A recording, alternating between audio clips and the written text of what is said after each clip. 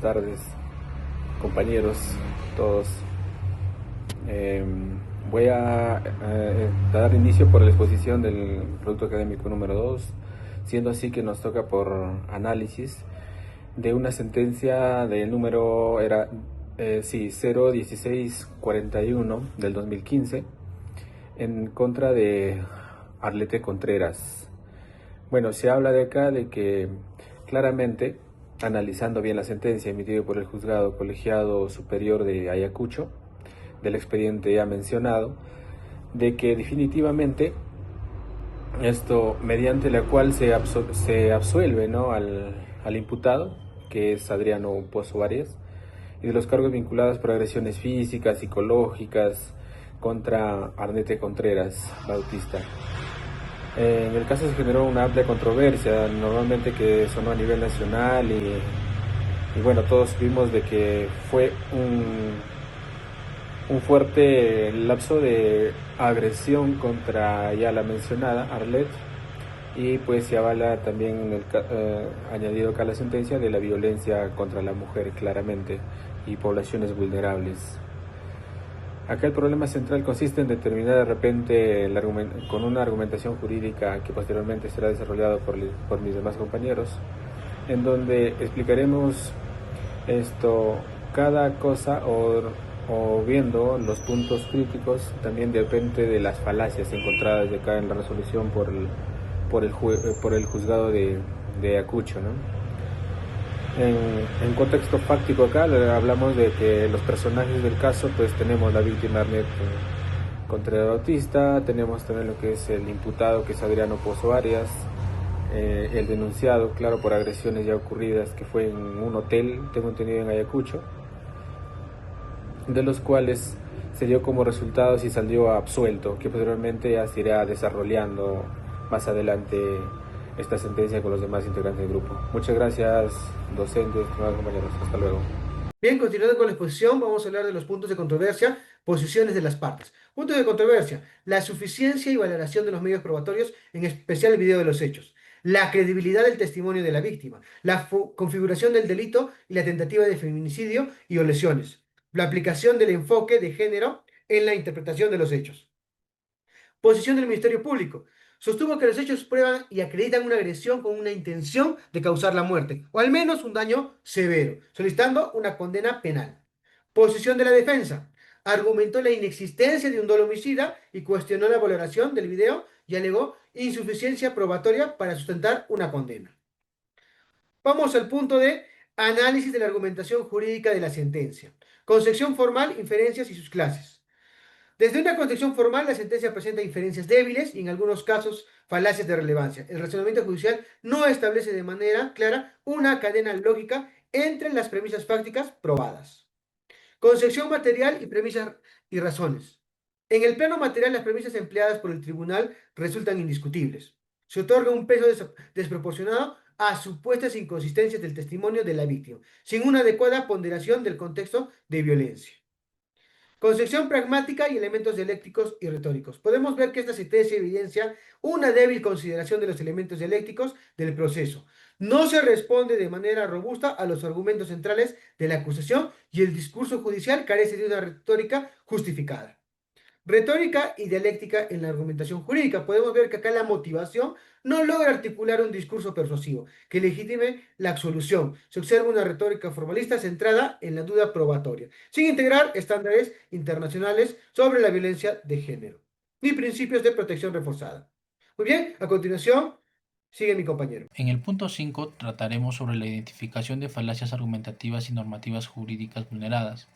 En el análisis de la sentencia absolutoria se advierten diversas falacias argumentativas que afectan la razonabilidad y validez de la motivación judicial.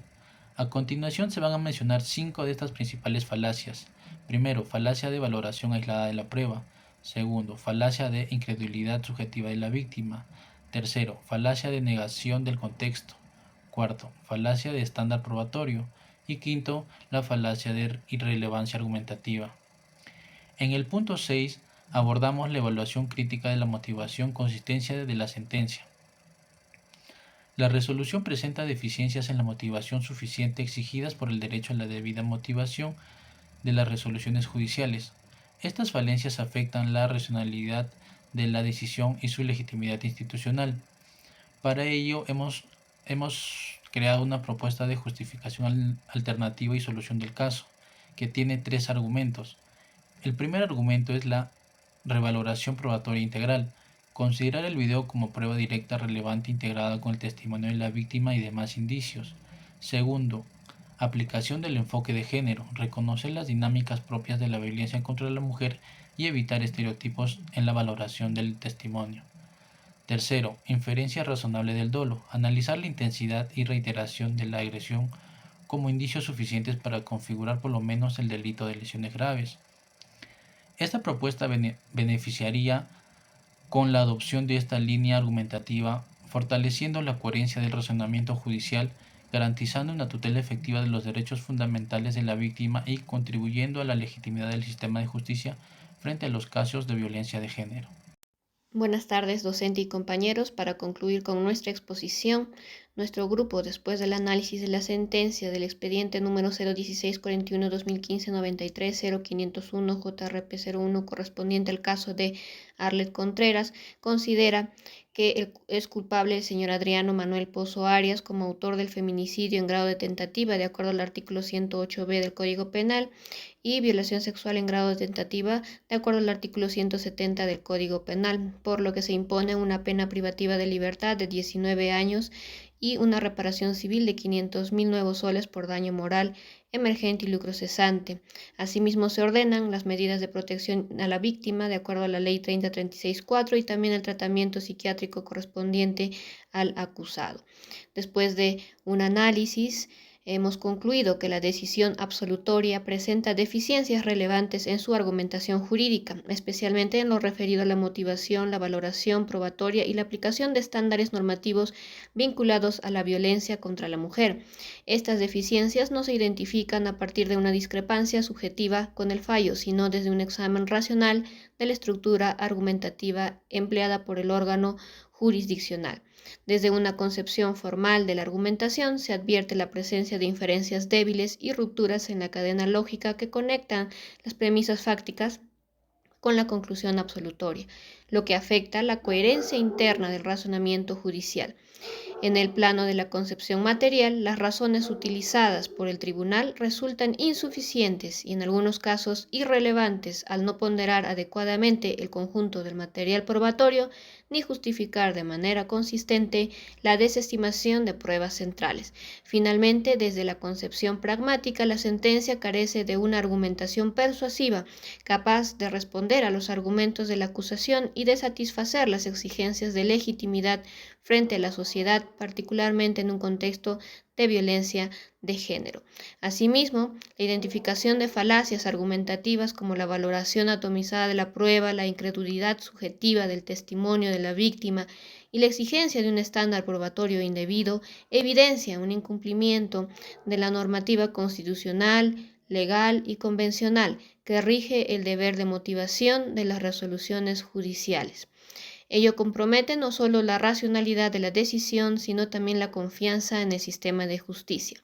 En consecuencia, el caso Arlet Contreras pone de relieve la importancia de que las decisiones judiciales, especialmente en materia de violencia contra la mujer, se fundamenten en una argumentación jurídica sólida, coherente y contextualizada, que integre adecuadamente los estándares de derechos humanos y el enfoque de género.